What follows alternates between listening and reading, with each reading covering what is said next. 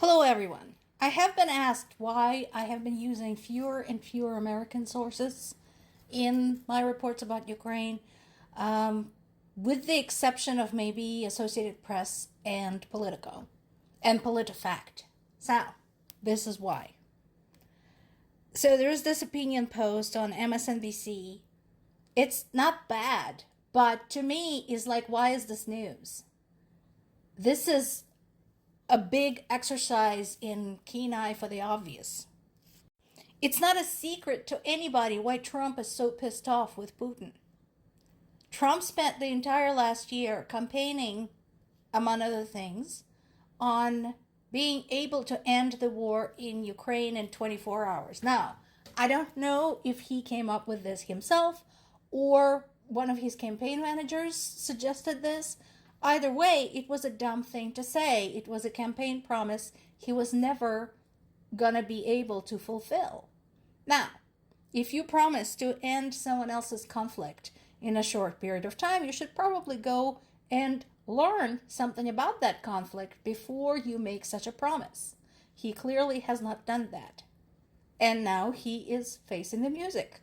So, he has a broken campaign promise along with all the other ones, bringing down the prices day one, not going after Medicare, Medicaid, and Social Security, and he doesn't like that. That upsets him. It makes him want to throw ketchup at the wall. So, sorry to tell you this, MSNBC, this is not news. Do something useful. And yes, it does also clash with the fact that 3.5 years ago, when Putin began the invasion of Ukraine, Trump praised it as gutsy, and brilliant, and was only too happy to blame Biden for it because it happened on Biden's watch. Had it happened on Trump's watch, we wouldn't hear anything about it. And yes, sweetie, we already know, folks at MSNBC, we already know Trump doesn't give a shit about the murder of Ukrainian civilians, the damage to Ukrainian land, the Ukrainian environment, industry, infrastructure, etc., any atrocities committed by Russians while on Ukrainian territory. We know he doesn't care. We've known this for a long time. This was all just a political ploy. So, again, now we have this whole situation with the aid to Ukraine that he continues to use as some kind of on and off switch, depending on how he's feeling about Putin that particular day. May it have been too much? We don't know. Remember, you could go through Trump's statements from 9 years ago, 5 years ago, 3 years ago, a year ago, and today, and probably find like 10 examples of things that absolutely contradicted one another. So I would not waste time speculating what he's going to do.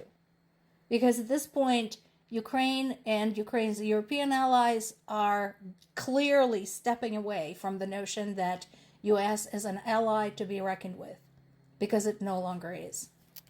Now this is from Kyiv Independent. Same situation, or same consequences of the situation, but described in a much more relatable way and much more to the point. Yes, Russia is stepping up attacks.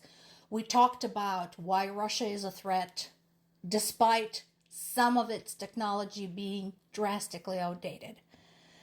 Allies are stepping back. That is not entirely accurate, but it is a concern. And what happens to Ukraine next? So here's something that I spoke about just now. Ukraine is trying to adapt. For years, Ukraine had considered US its ally. It should have gotten the signal during the first Trump presidency. We all know what happened, the blackmail, the delays, and then somewhat during the Biden presidency when the Congress set for 6 to 7 months, causing countless lives to be lost in Ukraine because they were withholding aid to Ukraine. Russia is escalating aggression both in the air and on the ground. Remember, we talked about Russia's advantages being that Russia's allies don't have the same problem as Ukraine allies. They do not follow protocol. They don't care about the consequences. When Russia snaps its fingers and says, give me this, this, and this, they send the shopping list. They send the whole thing. They don't delay by 7 months, thinking whether it's ethical or whether it will serve their interests. And Russia has a lot more people to waste than Ukraine. So it can afford troop rotation, and it can afford to keep piling on the bodies. Now, Europe had not just started ramping up the production of its weapons. That has been on for a while.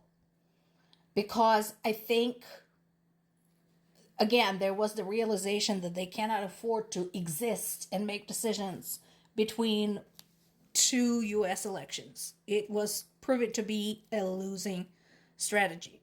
So, no, they're not just starting to ramp up. It would have been nice if they started to ramp up sooner.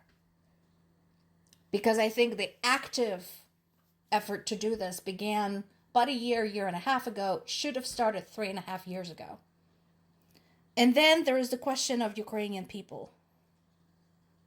They resist. Some time ago, I think maybe a year and a half, 2 years ago, one of Russia's political analysts said something that could have landed him in disfavor, possibly in prison, possibly flying out the window.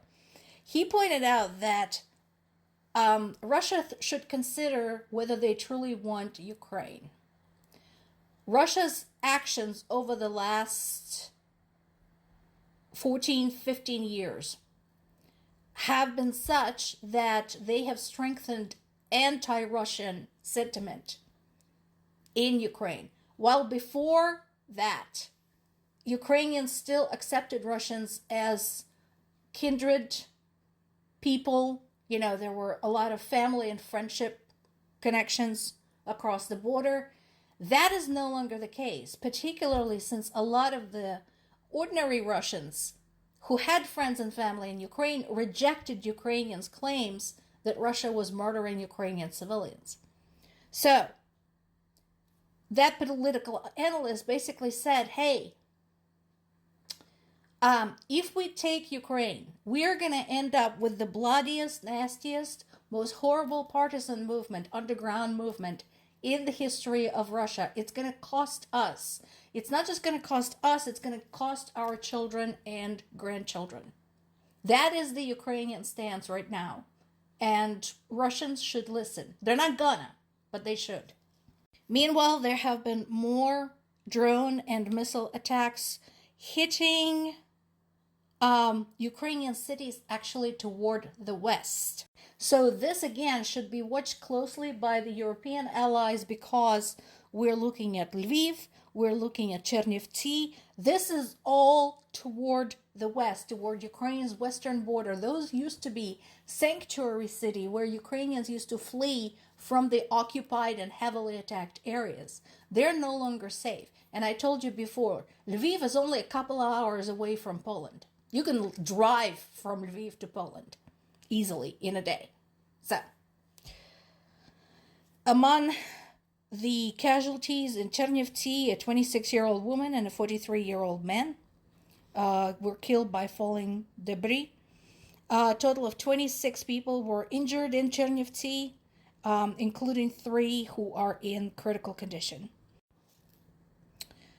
The Zaliznichny and Halutsky districts were hit the hardest with 46 houses, 20 cars, 3 larger buildings of the Lviv Polytechnic National University, courthouses, and 20 businesses damaged. Show me one military target among them, because Russia insists that they're only aiming at military targets.